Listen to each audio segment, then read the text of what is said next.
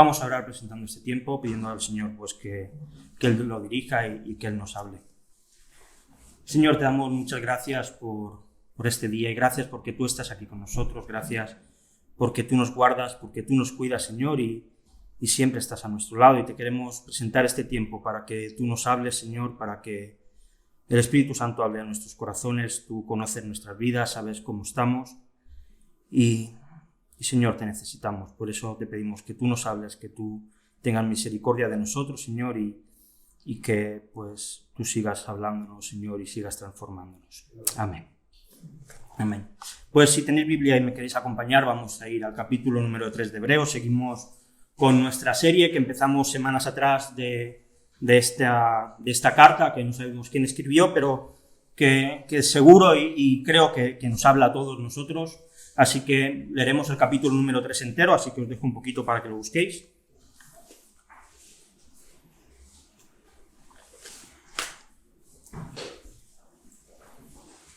Hebreos, capítulo 3, versículos del 1 al 19, que será el capítulo entero.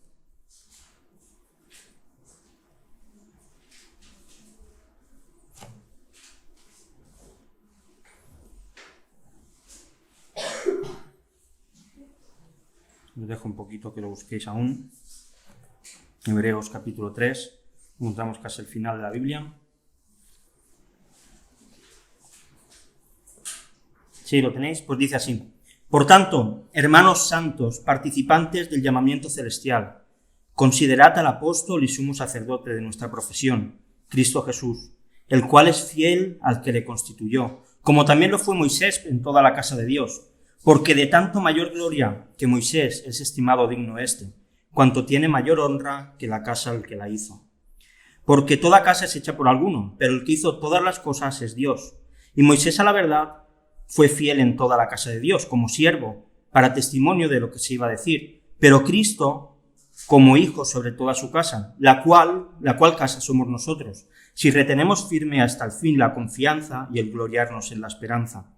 Por lo cual, como dice el Espíritu Santo, si oyereis hoy su voz, no endurezcáis vuestros corazones, como en la provocación, en el día de la tentación en el desierto, donde me tentaron vuestros padres, me probaron y vieron mis obras 40 años, a causa de lo cual me disgusté contra esa generación, y dije, siempre andan vagando en su corazón, y no han conocido mis caminos.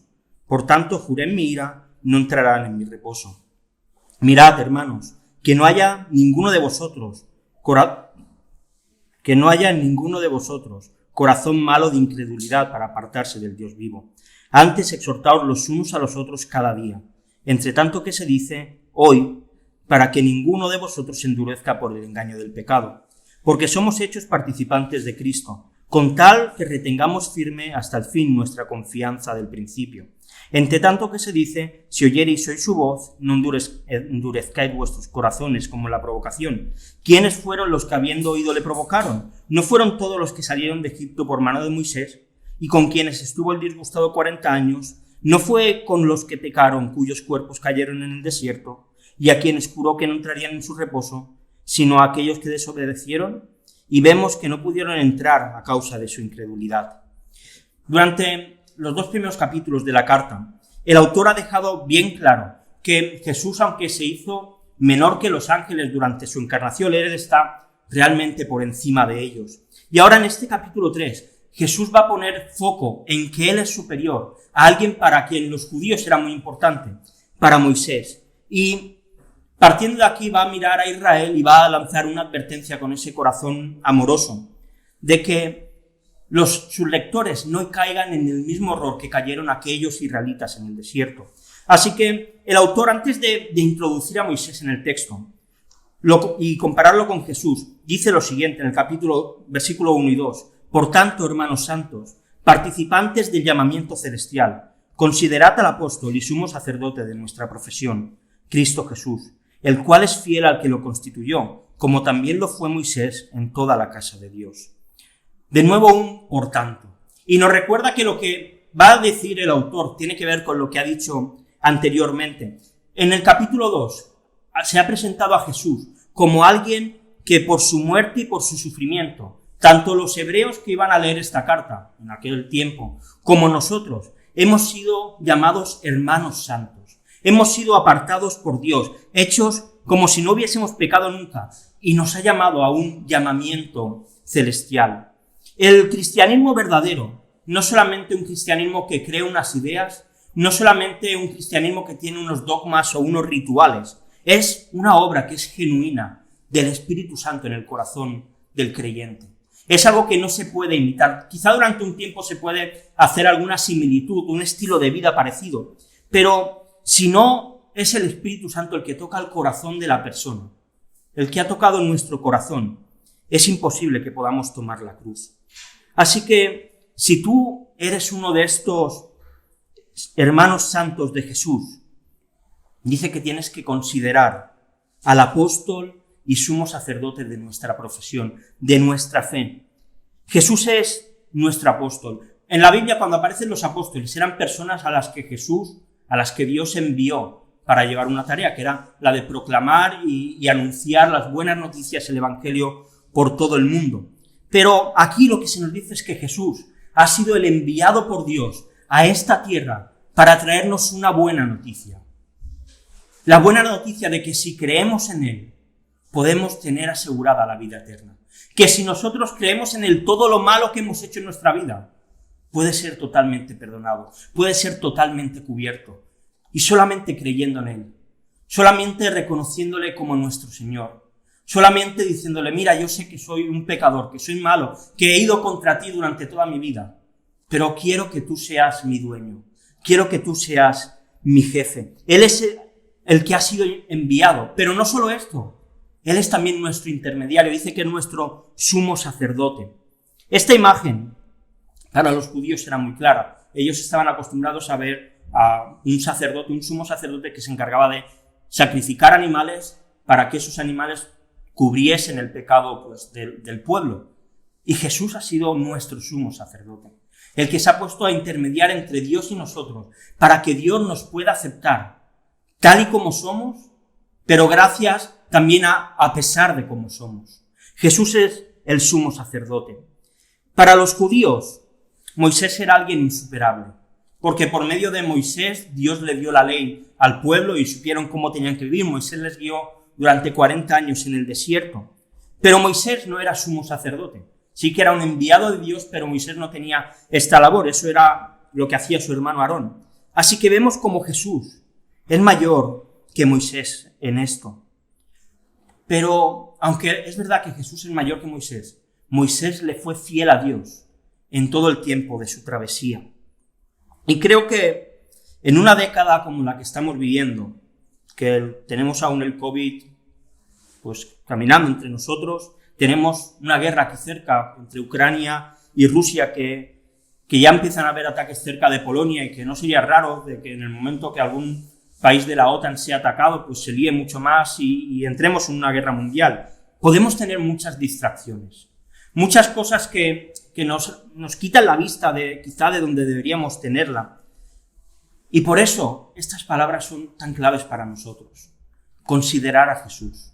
Me gusta mucho cómo la traducción al lenguaje actual traduce esta parte. Dice, pensar seriamente en quién es Jesús. Y hoy en día pensamos en muchas cosas. Pensamos pues, en todos los conflictos que hay, en todas las situaciones, pero tenemos que pensar que Jesús es aquel que nos socorre en nuestros problemas, que Jesús es aquel que nos socorre cuando tenemos inseguridad ante cualquier situación. Así que creo que este es un llamado para todos nosotros. Piensa seriamente en Jesús, porque en Él puedes encontrar algo maravilloso. Por tanto, si para ellos Moisés era tan importante y por tanto digno de gloria, de que estuviese con un nombre importante dentro de la historia del judaísmo, de su casa en el desierto, porque Moisés los fue guiando al pueblo por el desierto, Jesús es más aún. Mirad, versículos del 3 al 6 dice, porque de tanto mayor gloria que Moisés es estimado digno este, por cuanto tiene mayor honra que la casa que el que la hizo. Porque toda casa es hecha por alguno, pero el que hizo todas las cosas es Dios. Y Moisés, a la verdad, fue fiel en toda la casa de Dios como siervo, para testimonio de lo que se iba a decir. Pero Cristo, como hijo sobre su casa, la cual casa somos nosotros y retenemos firme hasta hasta el fin la confianza y el gloriarnos en la esperanza. Aquí el autor utiliza una metáfora, la metáfora de una casa para colocar a cada uno en el sitio que tiene que estar. Va a reconocer cuál ha sido el trabajo de Moisés, que hizo un buen trabajo, pero va a dejar claro que Jesús está por encima de Moisés. Hay un programa en Netflix que me gusta, que hace ya tiempo que no sacan nuevos capítulos, que se llama Las casas más extraordinarias del mundo.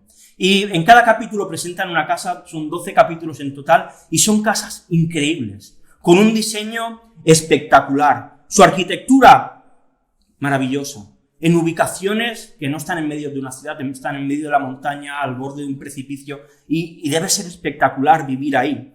Pero la realidad es que la casa en sí no es más que una estructura, ladrillos, cemento, ventanas y poco más. Lo que hace que la casa tenga valor es el diseño que tiene. Es que alguien haya estado detrás pensando en ella, que alguien haya estado supervisando cómo ha sido construida.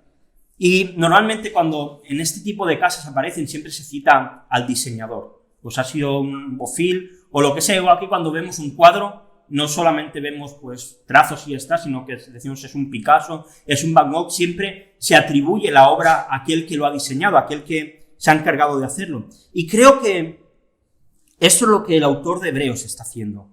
Moisés fue alguien muy importante. Llevó una tarea importante para hacer. Pero Moisés solamente fue un siervo. Solamente fue alguien más que era parte de esa casa que Dios había creado y sacado de Egipto. Y que estaba a las órdenes del arquitecto. Y ese arquitecto es Dios, el que hace todas las cosas. Moisés tuvo un papel importante, pero solo era un siervo. Detrás había un arquitecto, detrás había un diseñador, Cristo, el Hijo que está sobre la casa. Moisés era parte de aquella casa, pero Jesús era el que hizo la casa. Moisés era siervo en la casa de Dios, pero Cristo es el que la ha realizado. Y esto tiene que llevarnos también a reflexionar. ¿Cuántas veces decimos, verdad? Esta es mi iglesia, ¿verdad? Y en una parte está bien, porque quiere decir que nos sentimos identificados con esta iglesia y que estamos a gusto y que la sentimos muy nuestra. Pero la realidad es que esta iglesia en Santa Perpetua no es mía, no es del pastor, es la iglesia de Cristo. Él es el dueño, nosotros solamente somos piedras que han sido puestas aquí para ser edificada y para traer una luz especial en este pueblo. Está bien decir que es nuestra iglesia, pero mirad, 1 Corintios 3:16 dice, ¿no sabéis que sois templo de Dios y que el Espíritu de Dios mora en vosotros? Y 1 Pedro 2, del 4 al 5 dice, acercándoos a Él, a Jesús, piedra viva, desechada ciertamente por los hombres, mas para Dios escogida y preciosa. Vosotros también, como piedras vivas, sed edificados como casa espiritual y sacerdocio santo, para ofrecer sacrificios espirituales aceptables a Dios, por medio de Jesucristo. Y esto es algo genial, porque quiere decir que nosotros formamos parte de la casa de Dios, que formamos parte de su familia. Pero hay dos condiciones para formar parte de esta casa. Dice, si retenemos firme hasta el fin la confianza y el gloriarnos en la esperanza. No somos parte de la casa de Dios por venir todos los viernes y todos los domingos. No somos parte de la casa de Dios por hacer nuestras ofrendas y nuestros diezmos. No somos parte de la casa de Dios simplemente porque cumplimos ciertos rituales o intentamos portarnos bien. Los lectores de esta carta tenían una presión muy fuerte para que se volviesen al judaísmo, para que volviesen a la circuncisión, para que volviesen a cumplir todos los rituales judíos que habían tenido en la ley. Y nosotros igualmente tenemos mucha presión a nuestro alrededor. Presión para hacernos caer, presión para que abandonemos la fe, presión para que caigamos de la gracia en la cual Jesús nos ha hecho vivir.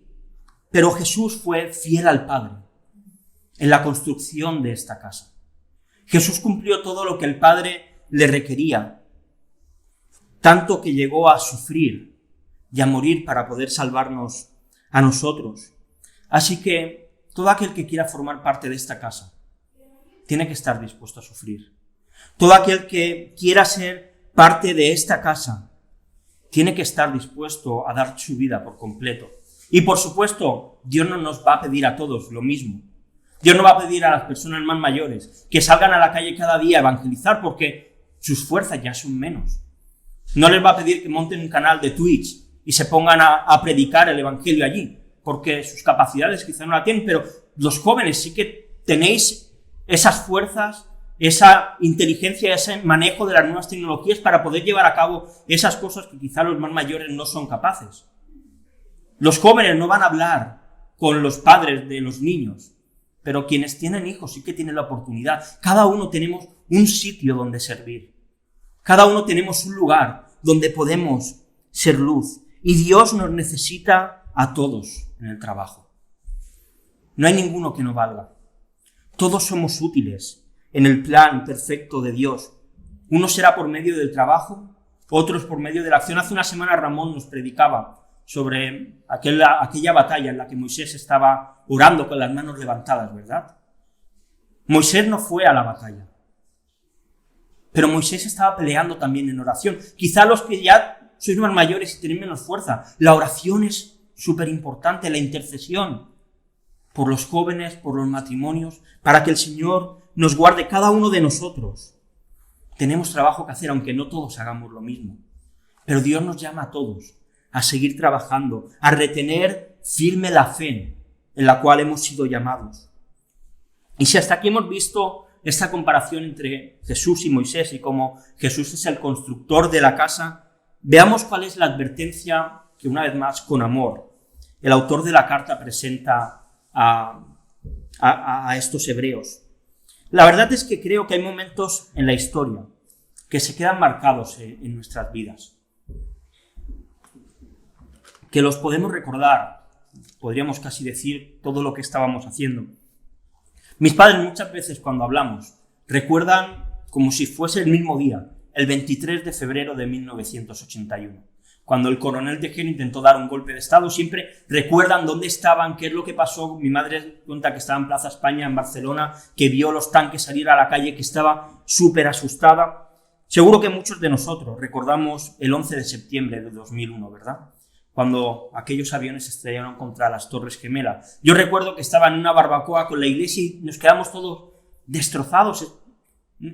No sabíamos cómo reaccionar ante esto. Esto cambiaba el paradigma completo de nuestra sociedad. Y aunque estos judíos no lo habían vivido, tenían muy claro lo que ocurrió en un lugar llamado Meriba.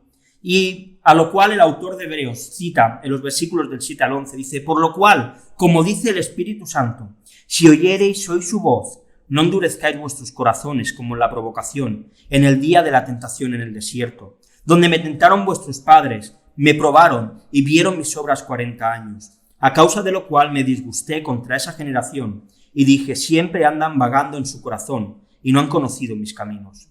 Por tanto, juré en mi ira, no entrarán en mi reposo. El autor de Hebreos está citando el Salmo 95, un salmo de David que narra lo que ocurrió en Éxodo 17, lo que ocurrió en Meriba. Dejadme que os explique muy rápido qué pasó allí. Dios saca a Israel de Egipto, los hace atravesar el Mar Rojo y de repente todo el pueblo, después de haber visto todo lo que Dios había hecho, tiene sed. Y le dicen: Moisés, tenemos sed. ¿Para qué nos has traído al desierto? ¿Para morir? ¿Para esto nos has traído? ¿Para que muramos? Mejor era estar allí en Egipto. Y Moisés con Aarón van delante de Dios. Le dicen: Dios, este pueblo tiene sed, ¿qué hacemos? Y Dios le dice a Moisés: Moisés, coge tu vara con la que abriste el mar y golpea la peña, una peña que se llamaba Horeb. Y cuando Moisés golpea, empieza a brotar agua y el pueblo bebe y consigue saciar su sed. 40 años después, vagando por el desierto, un pueblo que había sido tan desagradecido a Dios, que se había estado quejando durante tanto tiempo, vuelven otra vez a tener sed. Le dicen: Moisés, tenemos sed, danos de beber. ¿O es que nos has traído aquí al desierto para que muramos? 40 años en los que habían visto caer comida del cielo cada día, en el que había habido una nube que les protegía del sol durante el día, una columna de fuego que les daba calor por la noche. Su ropa no se desgastó durante 40 años. Y otra vez igual, Moisés estaba tan harto de ellos que cuando va a golpear la roca, golpea 2 veces. Y por la falta de confianza de Moisés y por la falta de confianza del pueblo, perdieron entrar en la tierra prometida que Dios les había dicho que ellos iban a conquistar. Israel era un pueblo que endurecía su corazón, que se hacían los sordos ante las palabras de Dios, que le tentaban y que aún viendo a Dios cada día no quisieron conocer el camino que Dios les marcaba, el camino que Dios les decía que tenía que caminar. Y esto hizo que perdiesen la entrada a esa tierra prometida. Pero el texto no nos dice como dijo David en su salmo. Tampoco dice como dijo Moisés en Éxodo. Dice como dice el Espíritu Santo. Y esto quiere decir que estas palabras no eran solamente para aquel pueblo de Israel que estaba en el desierto, que no era solamente para los hebreos que se iban a leer esta carta, que era para cada uno de los creyentes que existen durante toda la historia. La advertencia es para cada uno de nosotros, viene directamente del Espíritu Santo. No endurezcas tu corazón si estás escuchando la voz de Dios. No te hagas el sordo si sientes que Dios te está hablando en esta mañana. No vivas una vida de incredulidad, retando cada día a Dios, como si Dios no existiese, y diciendo que Dios se ha olvidado de ti y que Dios no te cuida de ninguna manera. No estés cada día mirando las circunstancias de tu vida y pensando, ser cristiano me hace perderme cosas.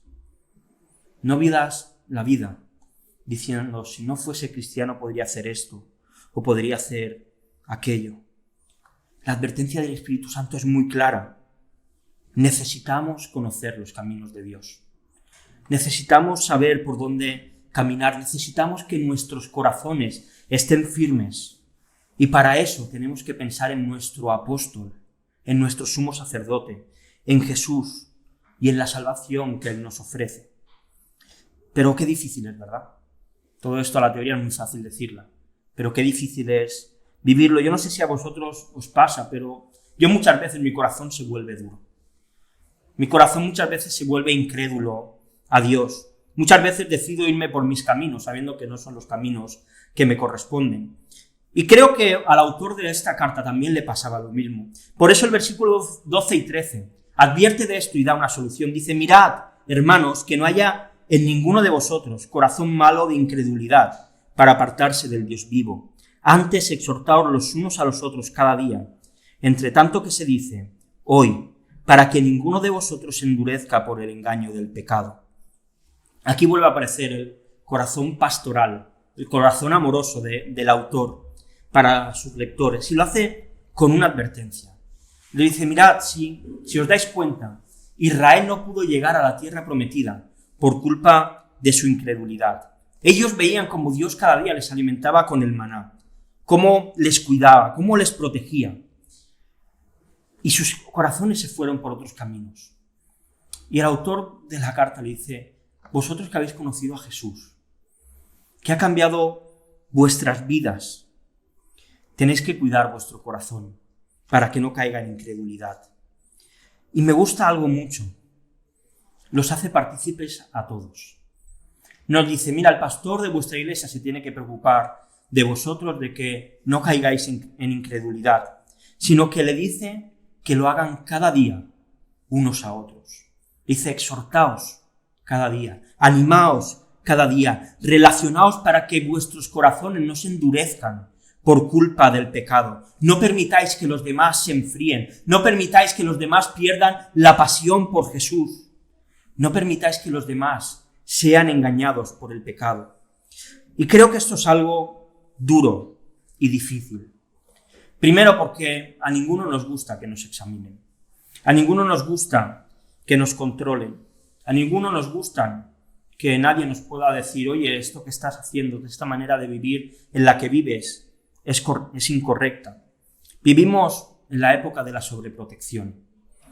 En la época, sobre todo los chicos que van creciendo, en la que rápidamente cualquier persona se siente súper ofendida cuando alguien nos dice algo o nos dice que lo que yo estoy haciendo, que mi manera de hablar, que mi manera de comportarme no es la correcta.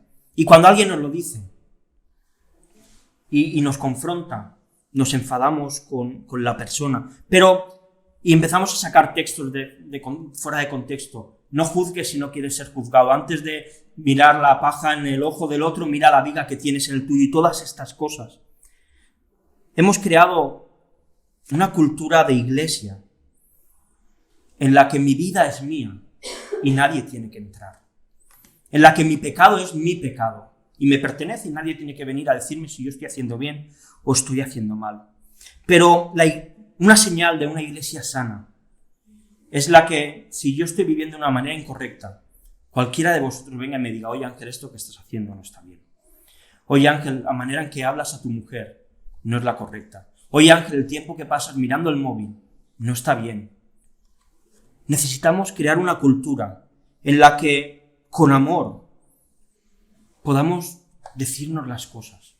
Que cuando alguien abandona la fe, que cuando alguien deja de venir a la iglesia, nos preocupemos por la persona y le digamos: ¿qué pasa? ¿En qué te puedo ayudar?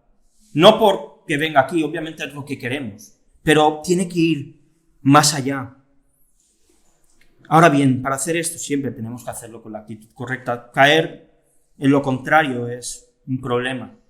Mirad Gálatas 6, 1 y 2, dice: hermanos, si alguno fuere sorprendido en alguna falta, vosotros que sois espirituales, restauradle con espíritu de mansedumbre, considerándote a ti mismo, no sea que tú también seas tentado. Sobrellevad los unos las cargas de los otros, y cumplid así la ley de Cristo. Espíritu de mansedumbre. ¿Y sabéis por qué? Porque yo puedo caer en lo mismo que la otra persona. Yo puedo pecar en lo mismo que cualquier otro puede pecar. No se trata de ir a la persona y decirle: oye, ¿qué? Esto que estás haciendo está mal. Y te vas y ya está. Sino decirle: mira, creo que esto que estás haciendo no honra a Dios, no es bueno para ti. ¿Cómo te puedo ayudar? ¿Cómo podemos trabajar juntos para que abandones este hábito, esta manera de vivir? Cada uno somos responsables de la vida espiritual de los demás que estamos aquí. Yo soy responsable de vuestra vida espiritual y vosotros sois responsables de mi vida espiritual. Y es verdad que en esta iglesia es difícil porque cada uno vivimos en un sitio y entre semana pues no podemos quedar para tomar un café, no podemos quedar para hablar. Pero necesitamos, no sé cómo, es difícil, por WhatsApp, no lo sé, pero crear una cultura en la que nos podamos conocer, en la que vaya más allá de saludarnos el domingo o el viernes y ya está. ¿Cuántas veces decimos: ostras, qué pena que tal persona ha dejado de venir a la iglesia? Pero tenemos que intentar ir más allá. Dios nos está demandando que vayamos más allá de esto. Y si somos cristianos, como he dicho, nuestra vida ya no es nuestra, no nos pertenece a nosotros, sino que somos parte de la casa que está construyendo Jesús.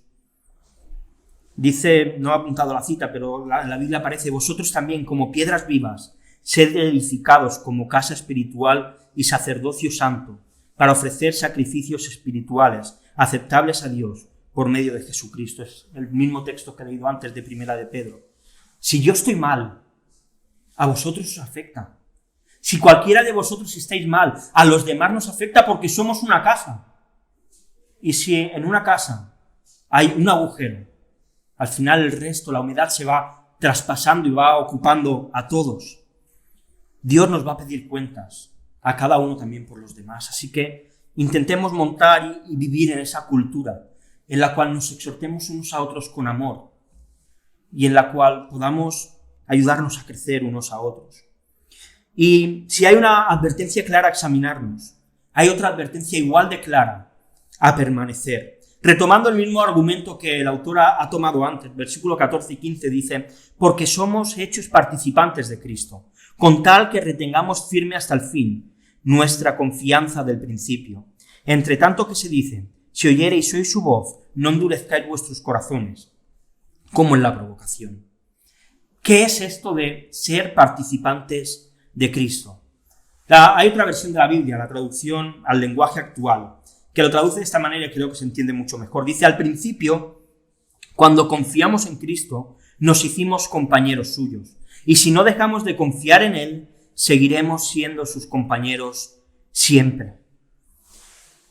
Cuando nosotros hemos pasado a ser hijos de Dios, cuando hemos puesto nuestra fe en Jesús, reconociendo nuestro pecado y diciéndole, te necesito que me perdones, necesito que me hagas aceptable delante de Dios. Él nos ha llevado, como vimos hace 2 semanas, o un mes, no recuerdo ya, a muchos hijos a la gloria del Padre, a participar de su gloria. Y esto es un regalo que es solo por gracia. La gracia es cuando alguien te da algo y tú no mereces que te lo dé. Cuando alguien te ofrece algo bueno, habiendo hecho tú algo malo quizá a la otra persona. Y dice la Biblia que la gracia se vive y se entiende por medio de la fe. Y la fe, dice el autor de Hebreos más adelante, en el capítulo 11, que es la certeza de lo que se espera y la convicción de aquello que no se ve. La seguridad de que va a pasar algo, aunque a día de hoy yo no sea capaz de ver que eso va a ocurrir. Y esto es confianza. Cuando nosotros decidimos creer en Jesús, nos hicimos compañeros de Cristo. Decidimos que íbamos a vivir nuestra vida acompañados con Él, que íbamos a estar toda nuestra vida a su lado, que íbamos a ser sus hermanos. Y lo que el autor de Hebreos está diciendo es que seguir la vida cristiana sigue siendo por medio de la fe. No solo nos convertimos y creemos en Jesús por la fe, toda nuestra vida se sustenta en la misma fe que nos salvó. Llegar al final de la carrera se llega por medio de la fe, por medio de la confianza. Y creo que esta fe es la que nos hace confiar en Jesús cuando las cosas van bien y también cuando las cosas van mal. Cuando estamos sanos y cuando estamos enfermos. Es la que hace que cuando leemos la Biblia y escuchamos la voz de Dios, no endurezcamos nuestros corazones, sino todo lo contrario. Lo contrario de la provocación a Dios es la confianza, es la fe, es saber que aunque la situación pinte fea, todo va a ir bien, porque todas las cosas acontecen para bien a aquellos que aman a Dios. Es no dudar del amor de Dios, aunque las cosas no salgan como a nosotros nos gustan. En la circunstancia que tú estés, en tu situación, tu confianza en Cristo es la que va a determinar si de verdad eres hijo de Dios o no lo eres. Si de verdad eres uno de esos hijos que Cristo ha llevado a la gloria de Dios o no lo eres. Y acabo ya con los últimos versículos que sirven un poco como resumen de todo el texto y que el autor pues lanza algunas preguntas. Dice, ¿quiénes fueron los que habiendo oído le provocaron? ¿No fueron todos los que salieron de Egipto por mano de Moisés? ¿Y con quiénes estuvo el disgustado 40 años? ¿No fue con los que pecaron cuyos cuerpos cayeron en el desierto? ¿Y a quiénes juró que no entrarían en su reposo, sino a aquellos que desobedecieron? Y vemos que no pudieron entrar a causa de incredulidad. Aquel pueblo se quedó sin entrar en el reposo. Era un pueblo que iba de un sitio a otro y por fin iba a encontrar una tierra en la cual vivir. Y por causa de la incredulidad lo perdieron. De aquí 2 semanas hablaremos acerca de este reposo. Y Moisés, que había sido alguien fiel, también se quedó fuera por causa de su incredulidad. Y en esto Jesús también es mayor que Moisés, porque Él no va a fallar en llevar a su pueblo, en llevarnos a nosotros al reposo eterno, a la vida eterna, al cielo. Y entonces nosotros debemos revisarnos, debemos mirarnos a nosotros mismos. ¿Cómo está tu oído a la voz de Dios? Cuando Dios te habla, ¿qué haces? ¿Escuchas y obedeces? ¿O nos hacemos los sordos y hacemos como que no hemos oído nada? ¿Obedecemos o endurecemos nuestro corazón? Cuando leemos la Biblia, y ojalá lo hagamos cada día, ¿nos paramos a intentar escuchar lo que Dios nos dice o solamente es algo que hacemos y ya está? ¿Cuánto nos preocupamos de que los demás no caigamos en pecado y nos endurezcamos? ¿Cuánto sufrimos cuando alguien que había estado con nosotros decide abandonar y tomar otro camino? ¿Cómo es tu fe hoy? ¿Es tan real como cuando te convertiste o se está apagando, se está enfriando? ¿Sigue tu fe, tus fuerzas, tu confianza puesta en Jesús, o vives por tus propias fuerzas. Mira, lo he dicho muchas veces, el cristianismo no es sencillo de vivir, es difícil, porque al margen de todas las cosas que vivimos en la vida que cuestan, al margen de todo eso tenemos que luchar contra nuestra carne, contra nuestro pecado. Y es difícil. Y no se puede luchar por nuestras fuerzas. Un poquito de tiempo sí, pero es imposible llegar al final de la carrera luchando por nuestras fuerzas. Pero Jesús ofrece fuerzas. Y por eso tenemos que pensar en Él. Porque cuando pensamos en todo lo que Él ha dado para salvarnos, entonces nuestra vida cambia. Necesitamos vivir vidas que amen las cosas que Dios ama, que odien las cosas que Dios odia y que vivan completamente centrados y focalizados en Jesús. Vamos a orar. Señor, gracias por tu palabra y gracias, Señor, porque tú siempre nos hablas y perdónanos por todas las veces en que nosotros volvemos nuestros oídos sordos, endurecemos nuestro corazón y nos apartamos de ti. Señor, gracias por todos los que estamos aquí, gracias por los que venimos regularmente, gracias por la familia de Edwin, Señor, que las tenemos con nosotros y tú conoces todo nuestro corazón, Señor, tú sabes cómo estamos, si estamos cerca de ti, si estamos lejos. Ayúdanos a no ser duros de corazón, a oír tu voz y a que nuestra fe se deposite en ti, en nuestro día a día. Perdónanos por tantas veces luchar y vivir según nuestras fuerzas y no considerar, no pensar seriamente en quién eres tú, el apóstol, nuestro sumo sacerdote que nos acerca al Padre. Y en esta mañana te queremos bendecir, te queremos dar gloria, te queremos dar honra porque tú nos has dado todo lo que tenemos y Señor, tú eres maravilloso. Ayúdanos a edificarnos, Señor, mutuamente, a seguir creciendo y creando esta iglesia, Señor, esta casa que tú has diseñado para tu gloria y para tu honra. Señor, recibe nuestra alabanza en esta mañana.